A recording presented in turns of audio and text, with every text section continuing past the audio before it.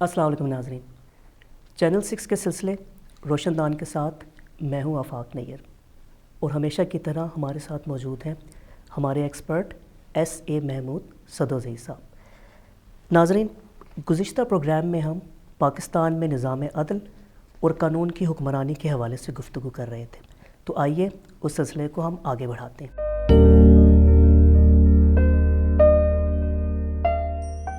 گزشتہ پروگرام میں ہم نے بات کی ورلڈ جسٹس پروجیکٹ کی رپورٹ کے حوالے سے۔ بڑی پریشان کن وہ رپورٹ ہے۔ رول آف لا انڈیکس میں دنیا کے 128 ممالک میں پاکستان کا نمبر 120 آ رہا ہے، یعنی نظام عدل جو ہے وہ اس کے اوپر ایک سوالیہ نشان لگ جاتا ہے۔ انصاف کی فراہمی جو ہے وہ ظاہر ہے پھر اس کے اوپر شبہات اٹھنے لگتے ہیں۔ پہلا سوال جو میرا بنتا ہے وہ اس حوالے سے یہ ہے کہ آخر کیا وجہ ہے کہ پاکستان میں قانون کا ادارہ اپنے مقاصد جو ہے وہ حاصل کرنے میں ناکام دکھائی دیتا ہے؟ بسم اللہ الرحمن الرحیم۔ یہ گزشتہ سے پیوستہ ہی یہ سلسلہ چل رہا ہے ہمارا۔ آپ نے اس پہ کچھ تو میں ایکسپلانیشنز یا وضاحتیں یا تفصیل بیان کر چکا ہوں۔ اب جو آپ نے فرمایا کہ اس کی وجوہات کیا ہیں کہ ہم اتنے بیک لاگ میں ہیں ان ممالک میں، تو اس میں ایک بات آپ سے عرض کروں گا کہ یہ قومی بدقسمتی ہے کہ ہم ہر معاملے میں بیک لاگ میں گئے ہیں۔ مثلاً آپ 50s اور 60s کی یونیورسٹیز دیکھیں، بیرون ممالک سے طلباء یہاں پڑھنے آیا کرتے تھے اور ان کی ایک مسلمہ حیثیت تھی۔ پھر جب ہمارے 3 مشرقی دریاؤں پہ ہندوستان نے تسلط جما لیا تو ہم نے اپنے 3 مغربی دریاؤں کا پانی مشرقی دریاؤں میں کنورٹ کرنا شروع کر دیا اور اس سلسلے میں نہریں بنائیں، اپر چناب اور لوور چناب اور اپر جیلم اور لوور جیلم وغیرہ وغیرہ وغیرہ۔ تو اس طرح سے یہ بھی ایک سسٹم تھا جس کی اسٹڈی کے لیے باہر سے لوگ آتے تھے۔ آپ کا ریلوے سسٹم تھا کہ وہ ایک سرے سے دوسرے سرے تک بہت ان ٹائم ہوتی تھی، ٹرینس بہت 20-25 منٹ کی تاخیر ہوتی تھی۔ آپ کا پوسٹل سسٹم تھا۔ ایک شخص اس زمانے کے حوالے سے میں بات کر رہا ہوں کہ اگر اس نے پہلی جنگ عظیم میں حصہ لیا اور پینشن لے رہا اور دور دراز دیہات میں بیٹھا ہوا ہے تو اس کو وقت پہ پینشن مل رہی ہے۔ لیکن پھر کیا ہوا؟ پھر یہ ہوا کہ آپ کا جناب والا جو نظام تعلیم ہے وہ آپ کی یونیورسٹیوں کی حیثیت ختم ہو گئی، ان کی ڈگریاں مارکیٹ میں بکنا شروع ہو گئیں، آپ کی نہریں مٹی سے بھر گئیں، آپ کے ریلوے کے انجن ٹریک پہ فیل ہو گئے اور آپ کا پوسٹل سسٹم بدعنوانی کا شکار ہو گیا۔ ہم بھی، اور یہ جو سلسلہ عدل ہے یا جس کو ہم جوڈیشری کہتے ہیں، یہ بھی اس کلیے سے مستثنیٰ نہیں ہوا۔ اس کی کئی وجوہات ہیں۔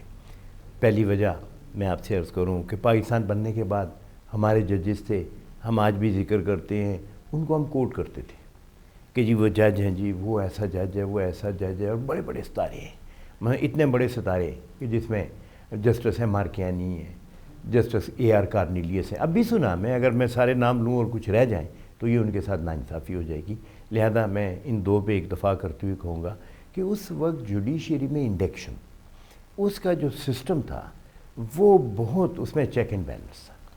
مثال کے طور پہ سول ججز، پہلے میں لوور جوڈیشری کی بات کروں گا۔ سول ججز کی بھرتی کا کرائیٹیریا یہ تھا کہ وہ پبلک سروس کمیشن کے ذریعے آتے تھے اور ان کی ایک اپنا کرائیٹیریا تھا سلیکشن کا۔ فرض کیجئے اگر 100 اسامیاں سول جج کی خالی ہیں اور 600 امیدوار ہیں جو اس پہ مقابلہ کر رہے ہیں اس امتحان میں سول جج کی اسامی کے لیے، اور اگر اس میجرنگ سٹک جو ہے جو پبلک سروس کمیشن کے پاس تھی، اس میجرنگ سٹک پہ اگر 10 آ رہے ہیں تو انہیں 11واں نہیں لینا تھا، چاہے وہ ویکنٹ ہیں اور وہ کیری فارورڈ کر لیں نیکسٹ ایئر کے لیے وٹ ایور، لیکن یہ ہے کرائیٹیریا تھا۔ اور اس میں یہ ہوتا تھا کہ پھر وہ تعداد آتی تھی تو ان کی اہلیت پہ بھی کوئی شبہ نہیں ہوتا تھا، ان کی اپرائٹنس پہ بھی شبہ کوئی نہیں ہوتا تھا، اور وہ ڈیلیور کرتے تھے۔ اچھا، پھر ہماری جوڈیشری نے جہاں اچھے کام کیے وہاں کچھ ایسے کام کیے جن کے اثرات جو ہیں وہ منفی نمودار ہونا شروع ہو گئے۔ مثلاً ایک عرصہ ہوا کہ جوڈیشری نے سول ججز کی بھرتی اپنے پاس رکھ لی، اور جب اپنے پاس رکھ لی تو اس میں آپ کو پتہ ہوگا کہ ہمارے جوڈیشل سسٹم میں اور ہائر جوڈیشری میں لائرز کی بڑی تعداد آتی ہے جو ایلیویٹ ہوتے ہیں ایز اے پروفیشنل۔ ان کی ایلیویشن کے سلسلے میں یہ ہوا کہ جناب ظاہر ہے ایک ایموشنل اٹیچمنٹ تو چیمبر کے ساتھ ہوتی ہے، تو ان کی اپنی پرائرٹیز آنا شروع ہو گئی، ان کی اپنے جو ایسوسیٹس ہیں دوسرے. اور یہ بات جو ہے یہ میں کسی خوف و خطر کے بغیر کہہ رہا ہوں کہ وہ میرٹ کے بجائے ان کی بھرتی جو ہے وہ فیورٹزم پہ شروع ہو گئی. اس فیورٹزم کا نتیجہ یہ ہوا کہ آپ کے ججز نے ڈیلیور کرنا چھوڑ دیا، اس لیے کہ ان میں کیپیسٹی ہی نہ تھی کہ ڈیلیور کرتے. اوپر بھی یہی کچھ ہوا ہے. آپ نے دیکھا ہوگا کہ ایک عرصے سے ہم جو ہیں ایک انحطاط کا شکار ہیں. تو یہ انحطاط کا شکار جو ہے، آپ کے سوال کے جواب میں فقط یہ کہوں گا کہ ہم نے وہ میرٹس چھوڑ دیے اور من حیث القوم ہم نے اپنی ذمہ داریوں سے آنکھیں چرا لی ہیں، اور اس کا خمیازہ ہم اس صورت میں بھگت رہے ہیں. محمود صاحب، جیسا کہ ابھی آپ نے بتایا کہ وہ کیا عوامل تھے یا وہ کیا ایک عمومی سماجی پس منظر تھا جس کی بنا پر قانون کا ادارہ یا نظام عدل وہ بھی متاثر ہوا اور اس میں بھی انحطاط ہمیں دیکھنے کو ملا. تو ضمنی سوال میرے ذہن میں یہ آتا ہے کہ ظاہر ہے کہ اس سے سماج متاثر ہوگا. سماج سے مراد یہ ہے کہ جو سماج میں رہنے والے افراد ہیں وہ متاثر ہوں گے. تو معاشرے کے اندر اس انکمپیٹنس یا جو ڈیلیوری نہیں ہوئی جسٹس کی، اس کے نتیجے میں رد عمل کس نوعیت کا سامنے آیا یا کس نوعیت کا مستقبل میں سامنے آ سکتا ہے؟ بڑا آپ نے رائٹلی پوچھی ہے یہ بات. یہ دیکھیے گا نا کہ جب عدالتیں جو ہیں بیسیکلی ان کا کام جو ہے نا وہ جسٹس کا فلو، انصاف کی روانگی یا اس کی جو بہاؤ ہے اس کو قائم و دائم رکھتی ہیں، اور اگر کہیں پہ کوئی رکاوٹ آ جائے تو اس کو دور کرتی ہیں تاکہ فلو چلتا رہے. اس کی آپ یوں مثال میں آپ کو بلکہ یوں کہوں گا کہ یہ جو ہمارے حقوق ہیں، جس طرح کے حقوق ہمیں حاصل ہیں، حق زندگی ہے، حق جائیداد ہے، حق شہرت ہے، حق عزت ہے، جو بھی حقوق ہیں ان کو ہم کہتے ہیں بیسک رائٹس. اب بیسک رائٹس جو ہے نا، اب اگر ہم عدالتوں کی طرف کیوں دیکھیں گے، یہ تو ہمیں کانسٹیٹیوشن دے رہا ہے، یہ دستور دے رہا ہے کہ کسی کی زندگی ماسوائے قانونی طریقے کے اس سے نہیں چھینی جائے گی، کسی کی جائیداد اس سے ماسوائے قانونی طریقے سے نہیں چھینی جائے گی، کسی کی عزت و شہرت کو داغدار نہیں ہونے دیا جائے گا. لیکن ان باتوں کے باوجود آپ مجھے یہ بتائیے کہ فرض کریں قتل ہو جاتا ہے اور ایک شخص جو قتل ہوا تو گویا اس کا حق زندگی جو اس کو دستور نے ضمانت کے طور پہ کہا تھا کہ کوئی اس کی زندگی سے نہیں کھیل سکتا، وہ تو ہو گیا. اسی طرح حق شہرت ہے، ایک شخص نے دوسرے پہ بے بنیاد الزامات لگائے، من گھڑ کہانیاں سنائیں، اس کی شہرت کو داغدار کیا، تو پھر کیا ہوگا؟ وہ تو ہو گیا. جو وائلیشن جو ہے، جو دستور کی ضمانت تھی اس کے باوجود بھی وہ اس کے ساتھ زیادتی ہوگی. تو گویا یہ جو ہمارے ہے نا گارنٹیز وہ دستور میں لکھی ہوئی ہیں، لیکن جب کبھی ان میں رکھنا آ جائے یا ان کی وائلیشن ہو جائے تو عدالتیں سامنے آتی ہیں اور عدالتیں کریکٹیو جسٹس کرتی ہیں. کریکٹیو جسٹس کا مطلب ہے کہ وہ اس کی درست کر دیتی ہیں، اس کو وہ بھاؤ جو رک گیا تھا، وہ وائلیشن جو ہو چکی تھی، اور پھر اس فلو کو، پانی کے اس فلو کو جاری و ساری رکھتی ہیں. اب جب اس بات میں جس طرح کہ میں نے آپ سے عرض کیا کہ اگر کمپیٹنس نہیں ہوگی ججز میں، اگر جانبداری ہوگی، اگر جناب والا گاڈ فیئرنگ جج نہیں ہوگا تو پھر کیا ہوگا کہ وہ غلط فیصلے کرے گا. مجھے اس موقع پر نبی پاک کی ایک بڑی خوبصورت فرمان یاد آ جاتا ہے. ایک دفعہ وہ صحابہ اکرام کے ساتھ بیٹھے ہوئے تھے تو کہنے لگے کہ قاضی کی 3 قسمیں، ان میں سے 2 جہنمی ہیں اور 1 جنتی. صحابہ نے فرمایا یا رسول اللہ وہ کون کون سی قسمیں؟ تو آپ نے فرمایا کہ قاضی کی پہلی قسم وہ ہے جس نے مقدمے کے میرٹس کو، مقدمے کے اوصاف کو نہ سمجھا اور نہ اس کے مطابق فیصلہ کیا، تو وہ جہنمی ہے.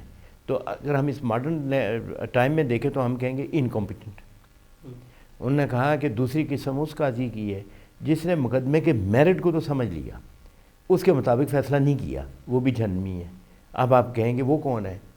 وہ جناب کرپٹ ہے، جس نے مقدمے کے میرٹ کو سمجھا اور اس کے مطابق فیصلہ نہ کیا، کرپٹ آدمی. انہوں نے کہا تیسری قسم اس کی ہے جس نے نہ صرف یہ کہ مقدمے کے میرٹس کو سمجھا بلکہ اس کے مطابق فیصلہ کیا، وہ جنتی ہے. ٹھیک. اگین نبی فرماتے ہیں کہ قاضی آگ کا ایندھن ہے. صحابہ نے فرمایا یا رسول اللہ وہ انصاف کرے گا تو بھی؟ تو آپ نے فرمایا تب بھی. صحابی کہنے لگے یا رسول اللہ وہ کیسے؟ وہ کہنے لگے کہ اگر انصاف کرے گا تو دنیا کی آگ میں جلے گا، اور اگر نا انصافی کرے گا تو آخرت کی آگ میں جلے گا. دونوں صورتوں میں اس کا جلنا. اب دیکھیں سبحان اللہ، یہ نبی کی ارشادات ملاحظہ فرمائیے کس قدر مستند ہے یہ. تو اب اسی طرح سے ایک قاضی، اب یہ جو 3 کیٹاگریز ہیں، اب بدقسمتی سے ہمارے ہاں یہ جو 2 پہلی اول الذکر کیٹاگریز جس کا میں نے ذکر کیا ہے، یہ ان کی بہتات ہے. اور وہ جو جس میں ٹھہراؤ ہے، جس میں علم ہے، جس میں علمیت ہے، جس میں لیگل ایکیومن ہے، جو قانون کو سمجھتا ہے، اس کے کلیے اور قاعدے کو بھی جانتا ہے، اور پروسیجر لا کو بھی جانتا ہے، اور سبسٹانٹیو لا کو بھی جانتا ہے. تو وہ ایسے ہے کہ یہ ہماری وہ اسپیشی ہے جو اب انڈینجرڈ ہے، یہ بہت کم رہ گئے. تو اب جب عوام الناس کا جن کا تعلق عدالتوں سے ہوتا ہے، جب انہیں ناانصافی ان کے حصے میں آئے گی تو پھر عوامی رد عمل کیا ہوتا ہے؟ Reaction, violent self help. اگر ایک شخص کا کوئی عزیز قتل ہوا تو وہ ان کی نظریں قانون کی طرف ہوتی ہیں، عدالتوں کی طرف ہوتی ہیں کہ اس کے قاتل کو کیا سزا ملے گی. اور اگر وہ قاتل 10 سال کے صبر آزمات دور سے گزرنے کے بعد بری ہو گیا تو پھر وہ سیلف ہیلپ کی طرف جائے گی. Violent self help, self defence. تو آپ اس سے یہ بخوبی سمجھ سکتے ہیں کہ کس قدر انارکی پھیلتی ہے معاشرے میں. بلکہ سوشیالوجی کا سبجیکٹ ہی اسی کو ڈیل کرتا ہے، جرم و سزا کو ڈیل کرتے ہیں. اور وہ کہتا ہے کہ when a person turns to be absolutely hopeless from his future, he takes a gun. Depression میں. ہاں جی. اور اب یہ باتیں محض کہنے کی باتیں نہیں ہیں. آپ چند دہائیوں سے دیکھیں اس ملک میں ہو کیا رہا ہے اور اس کا ذمہ وار کون ہے. اور میں یہ کہتا ہوں کہ اس کا ذمہ وار عدالتیں ہیں اور کوئی نہیں ہے. اور جب تک اگر جو کال اے محال است، اور اگر آپ نے درست کیا تو آپ سوسائٹی میں امن و آشتی کا دور لا سکتے ہیں، اور اگر نہیں کیا تو شاید حالات اور بھی خرابی کی طرف جائیں گے. بالکل ٹھیک. یعنی جو ہمارے سامنے منظرنامہ تشکیل پایا ہے اس کے پیچھے یہ تمام فیکٹرز شامل ہیں. اور سوشیولوجی کا آپ نے حوالہ بھی دیا. یعنی ہمارا سماج ایک بہت اچھی کیس اسٹڈی بن سکتا ہے جو نہیں بننا چاہیے. یعنی اس کو اپنے کریکٹیو میجرز لے لینے چاہیے. ہمیں ان کو آئیڈیل ہونا چاہیے بجائے اس کے کہ لوگ ہم سے عبرت حاصل کریں. ہاں بیڈ ایگزامپل ہم اس وقت بنے. ابھی ہم نے ذکر کیا کہ قانون کا ادارہ جو ہے وہ آپ نے وہ قاضیوں کی کچھ اقسام کا بھی ذکر کیا حدیث مبارکہ کی روشنی میں. تو یہاں پہ پھر میرے ذہن میں سوال آتا ہے کہ احتساب کا جو عمل ہے وہ تو پھر بہت ضروری ہوا یہ نظام عدل میں، تاکہ جو جج ہے یا جو قاضی ہے وہ درست فیصلہ کرے. اس حوالے سے تھوڑا سا بتائیے گا کہ احتساب کا یا اکاؤنٹیبلٹی کا جو ہے وہ پروسیس وہ کیسے ڈیفائن کیا جاتا ہے یہاں پہ. تھوڑا سا میں اس کو آپ کو ایکسپلین یوں کروں گا. ایک تو جوڈیشری ہے اور اس کے ساتھ ایگزیکٹو بھی آ جاتی ہے. اب ایگزیکٹو چونکہ گورنمنٹ کے کارکن ہے، اسٹیٹ کا ہی کارکن ہے ریدر، اور گورنمنٹ کی ایک برانچ ہے اور وہ پولیس ہے جو ذمہ وار ہے کہ جناب internal piece and tranquillity maintain کرنے کی، لوگوں کی جان و مال کی تحفظ کرنے کی. اور یہ بلا واسطہ اس کا تعلق عدلیہ سے جڑتا ہے. اب یہاں پہ اکاؤنٹیبلٹی 1 فولڈ نہیں 2 فولڈ ہونی چاہیے. وہ اس طرح کہ کرمنل سائڈ پہ فوجداری جس کو ہم کہتے ہیں فوجداری معاملات، اور آپ کو پتہ ہے فوجداری معاملات تو جرائم کے سے ڈیل کرتے ہیں نا، اور دیوانی معاملات آپ کے دیوانی حقوق سے، آپ کے رائٹ سے منسلک ہوتے ہیں. اب اگر کہیں فرض کیجیے قتل ہو گیا، یا کہیں پہ ڈکیتی ہو گئی، یا چوری ہو گئی، یا خدا نخواستہ کو ریپ یا اس قسم کا ہوا، تو ہوتا کیا ہے آپ کا کرمنل پروسیجر کوڈ جو ہے یہ 1898 میں بنا تھا. اب اندازہ لگائیے گا کب بنائیے. اس میں بصراحت موجود ہے کہ پولیس کو کیا کرنا ہے. ایف آئی آر ہوگی، وہ اس کی ایک پروویژن ہے، اس کو کہتے ہیں section 154 of the criminal procedure code. وہ ایف آئی آر کاٹے گا. پھر اس کی انٹرسٹمنٹ ہوتی ہے جو اسٹیشن ہاؤس آفیسر یا جس کو ہم ایس ایچ او کہتے ہیں، یا اس کا وہ پھر تھانے میں موجود سب انسپیکٹرز، اسسٹنٹ سب انسپیکٹرز کی کیٹیگریز ہوتی ہیں. تو وہ انٹرسٹمنٹ کرتا ہے کیس کی کہ کیس کو فلانا تفتیشی افسر ہوگا. اب وہ تفتیشی افسر جو ہے پھر وہ مقدمے کو یکسو کرتا ہے، واقفان حال کے بیانات کو ریکارڈ کرنا بند کرتا ہے، اور پھر وہ موقع ملاحظہ بھی کرتا ہے اور شواہد بھی اکٹھے کرتا ہے، اور جو اس کی ذمہ داری ہیں اس کو کیا کرنا ہے، یہ پولیس رول 1934 میں لکھا گیا ہے. Again I will stress on the word 1934، پہلے وہ 1898 تھا. پولیس رول 1934 میں پورا چیپٹر ہے تفتیش کا، جو 2021 میں بھی مسلم ہے. ماسوا یہ ہے کہ آپ جو لیٹسٹ موڈ آف انویسٹیگیشنز میں کارآمد چیزیں ہیں، جو آڈیو ویڈیو DNA ہے، اس کو شامل کر لیں. تو اس کے بعد کیس کورٹ میں آتا ہے. آپ نے دیکھا ہوگا کہ جناب فلاں وہ شخص تھا اور وہ فلاں ٹارگٹ کلنگ میں تھا، بری ہو گیا فلاں. اب کویسچن یہ پیدا ہوتا ہے کہ جب آپ کو بھی پتہ ہے، مجھے بھی پتہ ہے کہ اس نے یہ جرم کیا، بری کیوں ہو گیا؟ تو آپ کو یاد ہوگا کہ پچھلے نشست میں آپ نے مجھے کہا تھا جسٹس سے کس حد تک مطمئن ہے، تو میں نے آپ کو جواب دیا تھا کہ ہم نیچرل جسٹس نہیں کرتے، ہم سوشل جسٹس، اپنا پیپر جسٹس کرتے ہیں. اب یہ بات وہیں پہ آ گئی کہ اب اگر کورٹوں نے اسے بری کیا تو چونکہ کورٹیں پیپر جسٹس کر رہی ہیں، تو پیپر جسٹس جب کرتی ہیں تو پھر یہ ہوتا ہے کہ واقفان حال، جس سے ہم PWs کہتے ہیں، پروسیکیوشن وٹنسز کہتے ہیں، ان کے اسٹیٹمنٹ پہ ڈیپینڈ کرتا ہے. باقی ایویڈنس جو کریکٹنگ ہے وہ جو ریکوریز جو ہوتی ہیں اس پہ ڈیپینڈ کرتا ہے سارا کچھ.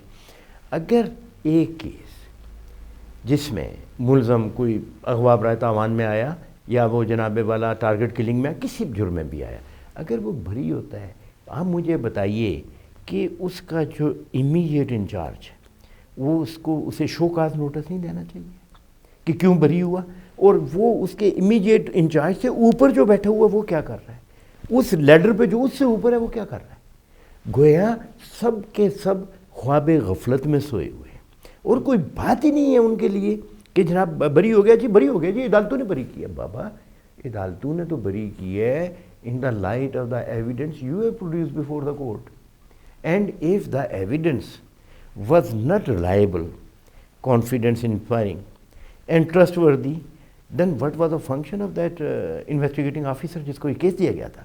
So he should be taken to task. آپ مجھ سے اتفاق کریں گے ڈیفینیٹلی اس بات. اور یہ پوری ہیرارکی، یعنی انسپیکٹر، SHO، اس کے اوپر DSP، اس کو سب ڈویژنل پولیس، اس کو SP، اور یہ ان کو ویجیلنٹ ہونا چاہیے اور ہر مقدمے پہ نظر ہونی چاہیے. تو یہ احتساب کا عمل ہے، اس کو سسپینڈ کر دینا چاہیے، اور یہ دیکھنا چاہیے کہ کیا وہ اس اہل ہے کہ نہیں ہے کہ اس کو اس عہدے پہ رکھا جائے، یا اومیشن آف ڈیوٹی میں اس کے خلاف END پروسیڈنگ کر کے، ایفیشنسی اینڈ ڈسپلن پروسیڈنگ کر کے اس کو فارغ کیا جائے. یہ ہوا 1 فولڈ. اب 2nd فولڈ احتساب جو ہے، جب عدالتیں کبھی کبھی ایسے بھی ہوتا ہے کہ اچھے کیسز بھی بری ہو جاتے ہیں لوگ. ایسے اچھے کیسز سے مراد یہ ہے کہ جس میں حالات اور واقعات اور شواہد اور ہر چیز جو ہے بدرجہ اتم موجود ہوتی ہے، ایکوٹ ہو جاتا ہے. تو یہاں پہ عدلیہ کا بھی احتساب ہونا چاہیے، اس کی سپیریئر جوڈیشری کو پوچھنا چاہیے کہ جناب یہ ایکسپلین کریں کہ یہ کیسے ہوا ہے. اب ہم کیا کرتے ہیں، ہم اسٹیریوٹائپ کام کرتے ہیں. آپ اگر کہتے ہیں کہ جناب یہ جو ہے اس کو نہیں، وہ کہتے ہیں جی آپ کے پاس موڈ آف اپیل ہے، آپ اپیل میں جائیں. اب جب اپیل میں جائیں گے تو وہاں پہ سکہ بند قسم کے چند واضح کردہ اصول ہیں. مثلا یہ ہے کہ جناب والا جو ایکویٹڈ ایکیوزڈ ہے، کہ پہلے وہ ایکیوز تھا، وہ بری ہو گیا تو ڈبل انوسنس حاصل ہے اس کو، تو لہذا وہ جناب والا انتہائی مشکل اور طویل مرحلہ ہے اس کے خلاف اس بات کو ثابت کرنا کہ جناب والا یہ غلط بری ہوا ہے. تو یہ اپیل جو بھی ہو وہ ایک موڈ لکھا ہوا ہے قانون میں، لیکن عدلیہ کی ایک احتساب کا جو پروسیس ہے، اکاؤنٹیبلٹی کا جو پروسیس ہے، اور سینئر اور جونیئر کا جو تعلق ہے، اس تعلق کو نہیں کاٹنا چاہیے. اب فقط یہی نہیں ہوتا کہ جی بندہ وہ ہو گیا یا ایکوٹ ہو گیا یا یہ ہوا یا ایک بے گناہ کر، یہ یہاں تک کی بات ختم نہیں ہوتی، بلکہ یہ ہوتی ہے کہ جو ٹائم آپ لیتے ہیں اور ججز کا جو بیہیویئر ہوتا ہے. بیہیویئر سے مراد یہ نہیں ہے کہ مطلب ہے behaviour means his commitment to the cases interested to that court. تو اس میں جو ہے میں یہ کہوں گا، شاید کوئی نکتہ چین یہ بھی کہہ دے کہ جناب سدوزئی صاحب یہ بات کر رہے ہیں، حالانکہ ہر جج کو مہینے میں ایک مخصوص یونٹ دینے پڑتے ہیں یہ ثابت کرنے کے لیے کہ وہ کام کر رہا ہے. لیکن یہ یونٹ کی بات جو ہے آپ ایک کیس کو ڈسمس کر دیتے ہیں ڈیفالٹ میں اور پھر درخواست آ جاتی ہے اس کو بحال کر دیتے ہیں, آپ کے 4 یونٹ بن جاتے ہیں. تو اس طرح نہیں, بلکہ ان ریئل اسپرٹ یہ دیکھنا چاہیے کہ یہ جناب جینونلی کورٹیں جو ہیں وہ اپنا کام فرائض کی سر انجام دہی کر رہی ہیں یا نہیں کر رہی ہیں. تو یہاں پہ احتساب اور توازن دونوں, خالی احتساب نہیں, چیک اینڈ بیلنس, وہ روح کار فرما ہونی چاہیے اور وہ شد و مت کے ساتھ ہونی چاہیے اور وہ تسلسل کے ساتھ ہونی چاہیے. ہمارے یہاں پرابلم یہ ہے کہ اب ہائی کورٹس ہیں یا جوڈیشری کا ہیڈ کون ہے, وہ ہر پروونشل کورٹس کا ہیڈ چیف جسٹس ہوتا ہے اس پروونس کا. اور وہ جناب جو ایشو میں سمجھتا ہوں وہ یہ ہے کہ ہر چیف جسٹس جب آتا ہے تو اس کی اپنی پرائرٹیز ہوتی ہیں. تو یہ جو اپنی اپنی پرائرٹیز لے کے چلتے ہیں تو یہ گویا سسٹم سے انحراف کرنے کے مترادف ہے. پرائرٹیز تو یہ ہونی چاہیے ڈسپینسیشن آف جسٹس, اور آپ ایک سسٹم کو چلا رہے ہیں, آپ اس سسٹم کی اوور ہالنگ کیجئے گا, اس کو کک کر کے ریولٹ نہ کریں, بلکہ ایوولوشن چلنا چاہیے تاکہ یہ ہے جہاں سے ایک نے چھوڑا دوسرا وہاں سے لے اس کو آگے لے کے چلیں. تو لہذا یہ جو جب تک یہ اصول کار فرمان نہیں ہوگا تو یہ ہمارے مسائل جو آپ اور آج ہم یہاں ڈسکس کر رہے ہیں یہ آج سے 20 30 40 50 سال پہلے بھی ڈسکس ہوتے رہے ہوں گے, اور ڈھاک کے 3 پات, رزلٹ کچھ بھی نہیں ہے.